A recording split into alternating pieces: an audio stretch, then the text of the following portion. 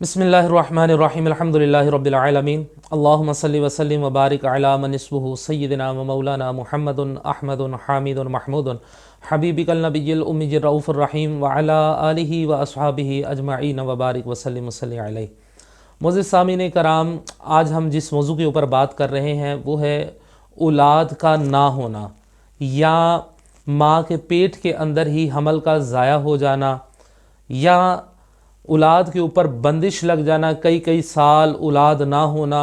अक्सर औक़ात हमारे पास ऐसे भी लोग आते हैं कि जिनको 20-20 साल के बाद भी अल्लाह रब्बुल इज़्ज़त ने औलाद सालिहा से नवाजा है। तो सबसे पहले तो ये बात जानना बेहद ज़रूरी है कि क्या ये जो औलाद की बंदिश है कि ये कोई लगा सकता है। औलाद की बंदिश कोई जादूगर नहीं लगा सकता। हाँ, वो आपको किसी ऐसी बीमारी के अंदर मुब्तला कर देते हैं जिसकी वजह से औलाद नहीं होती, क्योंकि अल्लाह रब्बुल इज़्ज़त को कलाम मजीद फ़ुरक़ान हमीद के अंदर इरशाद फरमाता है कि मैं जिसको चाहूँ बेटे अता करूँ, मैं जिसको चाहूँ बेटियाँ अता करूँ, जिसको चाहूँ दोनों अता करूँ, जिसको चाहूँ भांज रखूँ। ये अल्लाह रब्बुल इज़्ज़त ही का काम है। अब होता क्या है कि ये जो जादूगर हैं ये ख़वातीन को या मर्द दोनों में से किसी एक को या दोनों को किसी ऐसी बीमारी के अंदर मुब्तला कर देते हैं जिसकी वजह से औलाद के अंदर रुकावट आ जाती है। अब उस रुकावट का इलाज क्या है और ये किस तरह से पता चलता है कि ये वाकई ही हमारे ऊपर जादू हो चुका है। अब अगर तो ये जादू है तो सबसे पहले आपको बुरे बुरे ख्वाब आना शुरू हो जाएंगे, अजीब व गरीब किस्म के वो ख्वाब होंगे, कभी उसमें जानवरों का देखना, इस तरह की चीज़ों को वो सामने आना।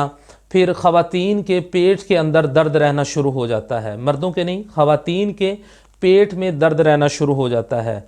और इसके अलावा ख़वातीन के जिस्म के ऊपर जो है वो नीले रंग के यूं इस तरह ना टिक्की की शक्ल में वो निशान पड़ जाते हैं। वो नीले रंग के निशान फिर बाद में आहिस्ता आहिस्ता वो काले धब्बों की शक्ल इख्तियार कर लेते हैं, फिर आहिस्ता आहिस्ता ख़ुद ही ख़त्म भी हो जाते हैं। तो इस तरह के निशानात बनना ये भी जादू की अलामत के अंदर ही आता है। इसी तरह ख़वातीन को नाव से नीचे वाले हिस्से में दर्द का अक्सर महसूस होना ये भी जादू की अलामात में से एक अलामत है।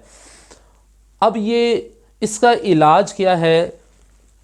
इसका इलाज बहुत ही आसान है। आप तमाम अहबाब से गुजारिश है कि जिन्होंने अभी तक हमारा चैनल देवर शरीफ इसको सब्सक्राइब नहीं किया वो हमारे चैनल को सब्सक्राइब भी कर लें और बेल आइकन के बटन को ज़रूर दबाएं ताकि हमारी हर नई आने वाली वीडियो का नोटिफिकेशन बर वक्त आप तक पहुंच सके। और अगर आप हमारी हफ्तावार ख़ुसूसी दुआओं की नशिस्त के अंदर शामिल होना चाहते हैं तो फिर आप अपना नाम और अपना मसला कमेंट के अंदर ज़रूर लिखें ताकि हम आपके उस मसले को ठीक कर सकें, अल्लाह रब्बुल इज़्ज़त की बारगाह में दुआ कर सकें और आपका वो मसला हल हो जाएगा। अब इसका इलाज क्या है कि सबसे पहले तो मर्द और ख़वातीन दोनों मियाँ बीवी इस्तग़फ़ार का बहुत ज़्यादा विर्द करें, इस्तग़फ़ार का बहुत ज़्यादा विर्द करें। अब इस्तग़फ़ार की बहुत सारी सूरतें आप अस्तग़फ़िरुल्लाह रब्बियल अज़ीम भी पढ़ सकते हैं, अस्तग़फ़िरुल्लाह रब्बी मिन कुल्लि ज़ंबिन व अतूबु इलैहि ये भी आप पढ़ सकते हैं। अस्तग़फ़िरुल्लाह इसको भी आप बहुत ज़्यादा पढ़ सकते हैं, आप तीनों में से कोई भी पढ़ सकते हैं।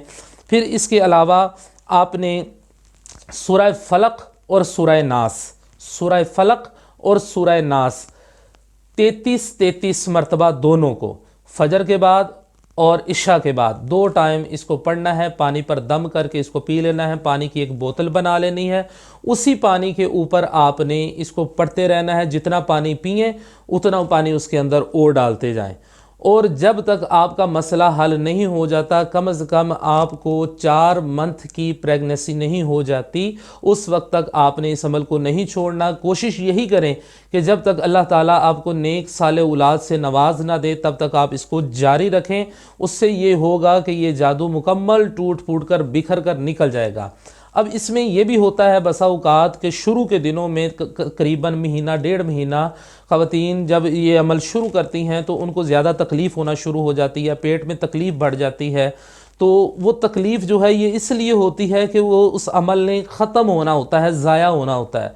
तो वो इसलिए ये इस चीज़ का इलाज भी यही है, उस तकलीफ़ से घबराना नहीं है बल्कि आपने और ज़्यादा मुतहद होकर इसको पढ़ना शुरू कर देना है और इसकी ज़्यादा کثرت کرنی شروع کر دینی ہے. دن و رات میں تو 33 مرتبہ پڑھنا ہے، باقی اوقات میں اس کو کھلا پڑھنا شروع کر دیں تو انشاءاللہ العزیز اللہ تعالیٰ آپ کو نیک اور صالح اولاد سے نوازے گا.